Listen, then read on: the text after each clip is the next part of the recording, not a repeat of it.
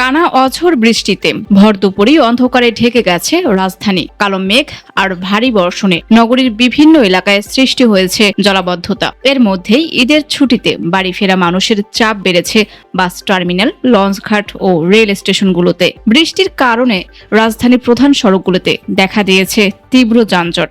অনেক এলাকায় হাঁটু সমান পানি জমে যাওয়ায় দুর্ভোগে পড়েছেন যাত্রীরা। কেউ ভিজে, কেউ আবার ঘন্টার পর ঘন্টা যানজটে আটকে থেকে বাড়ির পথে রওনা হয়েছেন। দিনের বেলাতেই অন্ধকার নেমে আসায় অনেক যানবাহনকে হেডলাইট জ্বালিয়ে চলাচল করতে দেখা গেছে। আবহাওয়া অধিদপ্তর জানিয়েছে, মৌসুমী বায়ুর প্রভাবে রাজধানী সহ দেশের বিভিন্ন অঞ্চলে আরও বৃষ্টিপাত হতে পারে। সব দুর্ভোগ পেছনে ফেলে প্রিয়জনের সঙ্গে ঈদ উদযাপনের আশায় ঘরমুখো মানুষের যাত্রা অব্যাহত রয়েছে। সানিয়া খান, তালাশবিডি, ঢাকা।